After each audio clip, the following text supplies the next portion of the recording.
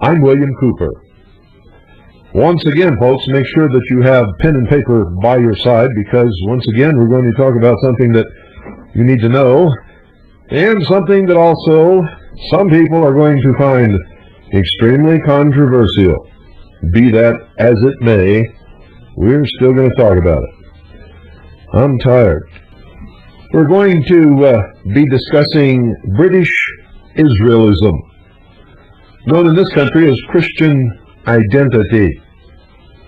It is a racist doctrine that proclaims a master race descended from the house of David, actually farther back than that. They claim that they are the descendants of Seth, and that everybody else in the world are the descendants of Cain, and if you ain't one of them, you ain't nothing. You ain't nobody, and they don't want you around. Simple as that. They're racist in everything that they do and say, although if you ask them about it, they will tell you that they are racialist. And that they really don't have any objections to other races, they just don't want to live with them. And I'm here to tell you that's the biggest bunch of BS you ever heard in your life. If these people ever came to a position of real power, by real power I mean control, they would destroy anyone who doesn't believe as they believe, who doesn't look like they look, and isn't of their race. Now, I'm not just whistling Dixie here, folks. I've studied these people for a long time. I didn't even really know they existed until I started doing my radio broadcast. And all of a sudden I started getting pamphlets and books and letters of congratulations from these people who all thought for some reason that because I opposed the tyranny of those who would destroy this country, that I was somehow one of them. And when they found out that I was not, that I was part Native American, and that I was married to a Chinese woman, I got baskets full and bushels full and big boxes full of the most vicious, vile, despicable, uncouth hate mail that I ever imagined anyone could ever get in their entire life, or that ever existed. I just simply did not know that this type of thing was going on. And they even attacked my wife and children for no reason at all other than they are who they are. And so I thought, gee, I better find out who these people are really quick, because they're dangerous. They want to destroy my children simply because they're not pure Aryan. Now that made me very angry, and makes a lot of other people angry also. They claim that they are the true Israelites.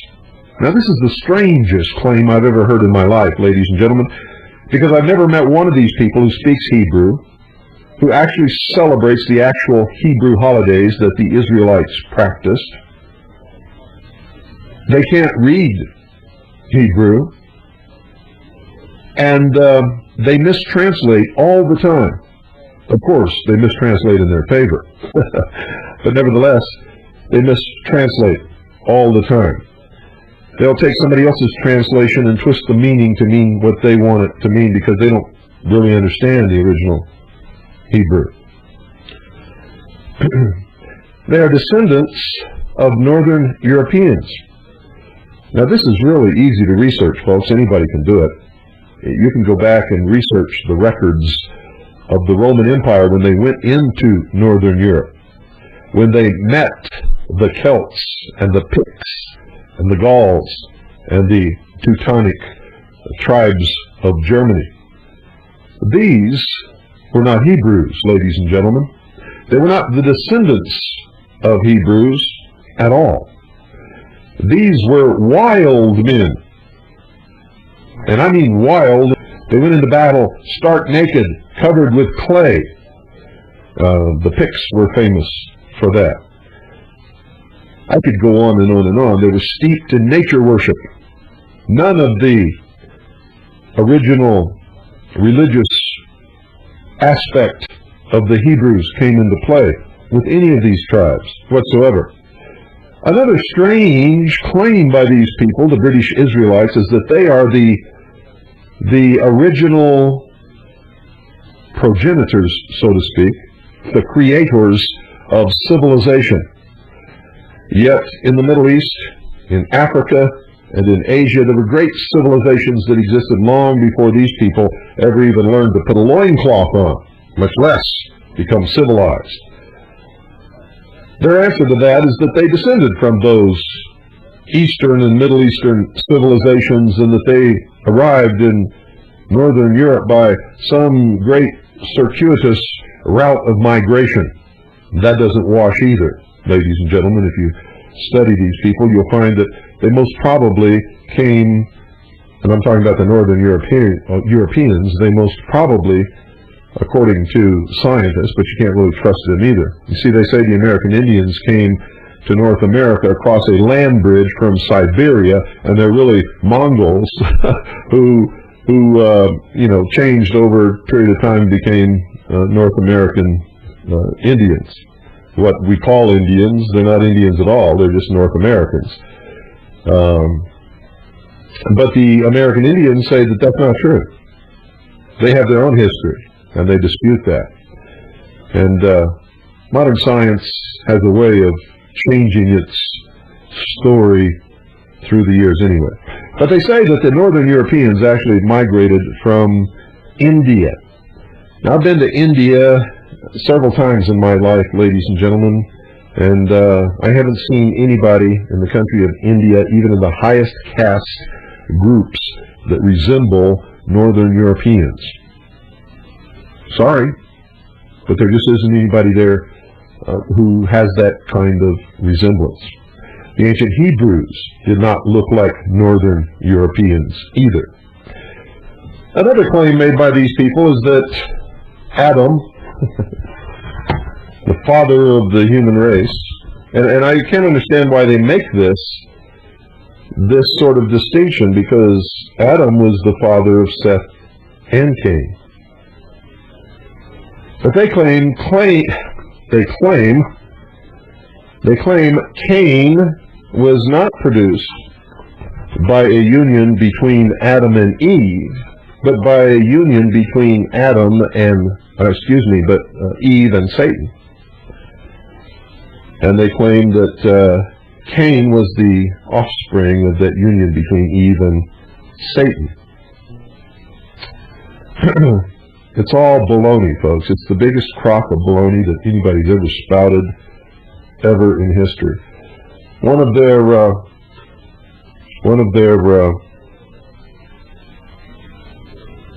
explanations of this is that the true son of Adam was white, and that Adam actually means blood in the cheeks. When you research that word, you'll find that that's not what it means at all. They claim that Cain was actually a dark-skinned child born of the union between Eve and Satan. You know, there is this really gets wild, folks. It really does. And when you research this name of Adam, you find that it means no such thing. It does not mean blood in the cheeks. And it comes from a long line of myths that existed long before the Bible was ever written, or the Jews became a nation, or the Hebrews became a nation known as Israel. And I'm just going to read to you a couple of short paragraphs from the Holy Grail by Malcolm Godwin, who himself is a British Israelite, but he tells the truth. And so that's what we're interested in on this broadcast. He says, and I quote, "So far we have examined the historical bloodlines, but the blood which courses through the veins of the Grail myth carries with it the hint of something far more dangerous and powerful, like some dark magical ingredient which runs far deeper in ancient tunnels of the collective unconscious. We briefly glimpse the dark spring tides under the moon, and the quickening of life, At the time when the Grail legends first appeared, it was generally accepted that the blood women spilled at the moon was responsible for new birth. They didn't know the biological functioning of the sexual organs or the process of the creation of a fetus in the womb. They had no idea at that time. So they believed that the blood women spilled at the moon, or their menstrual period, was responsible for new birth. Here's what he says about that. Blood which was retained in the womb was believed to coagulate into a child. Even Aristotle claimed that human life is a coagulum of menstrual blood, while the Roman Pliny, author of the Encyclopedia Natural History, insisted that it formed the material substance of generation. This curious notion was still taught in European medical schools only 200 years ago, ladies and gentlemen. Far earlier, the ancient Mesopotamian goddess Ninhursag was said to have created humankind out of clay mixed with her, quote, blood of life, end quote. The Jews, the Muslims, and the Christians borrowed this and similar creation myths to form their own. Now listen to this carefully. Remember, this person is a British Israelist. And he says, quote, even the name Adam can be traced to the feminine Adamah, A-D-A-M-A-H, meaning bloody clay. So there you have it. And when you trace it back yourself, you'll find the same thing. It does not mean blood in the cheeks. Never did mean blood in the cheeks. Cannot mean blood in the cheeks.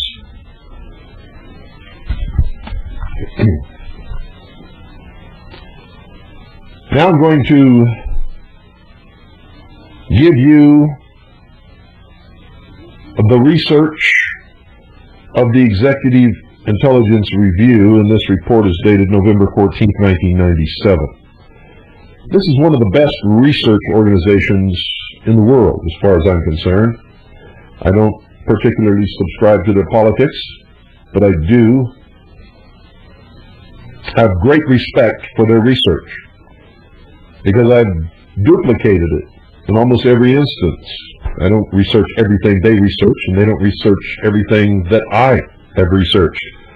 But when we both research the same thing, the results are identical, which means these people are looking for the truth as I am, and they're not trying to put something in there that's not there. They tell it like it is. And so tonight, I'm going to tell it like it is. So take note of this. Make notes. Remember, listen to everyone, read everything, believe absolutely nothing unless you can prove it in your own research. Here we go. British Israelites and Empire. One of the most glaring examples of British intelligence-sponsored psychological warfare against the United States is the bizarre ideology called variously British Israelism or Christian identity.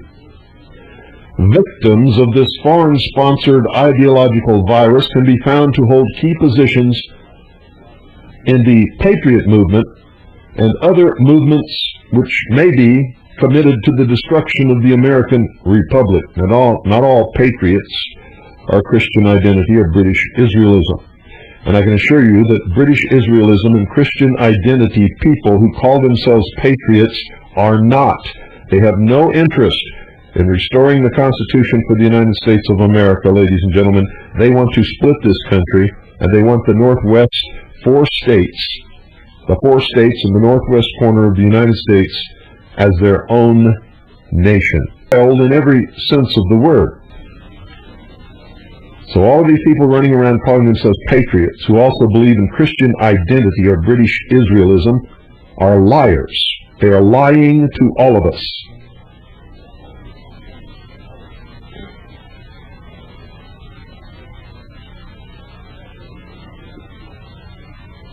They have been linked, ladies and gentlemen, to the terrorist bombing of the Alfred P. Murrah Federal Building in Oklahoma City in 1995. There are many links to that bombing at a city in eastern Oklahoma called Elohim City, which is a Christian identity British Israelist community.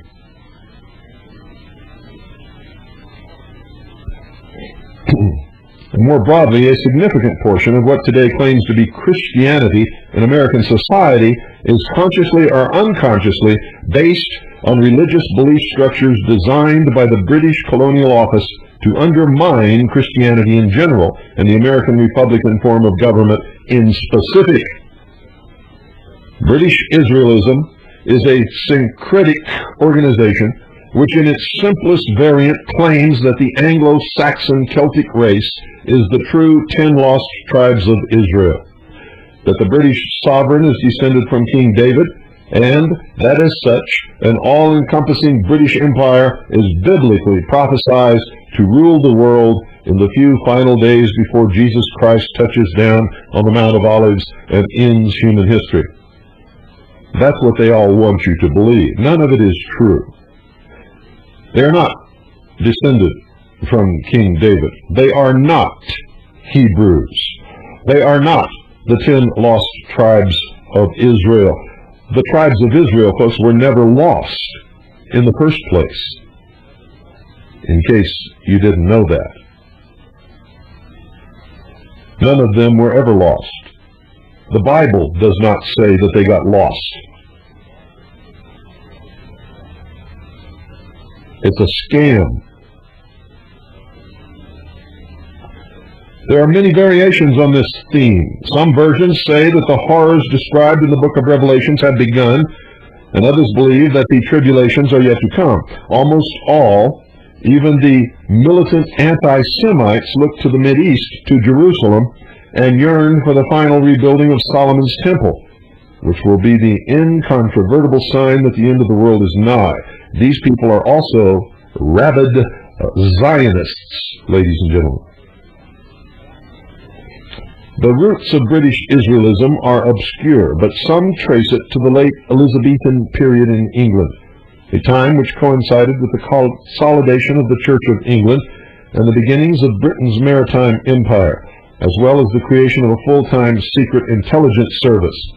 It's also the time, ladies and gentlemen, when the Royal House of England had to come up with some legitimate reason to oppose the Vatican and the Pope and pronounce their Anglican Church the real and only true church.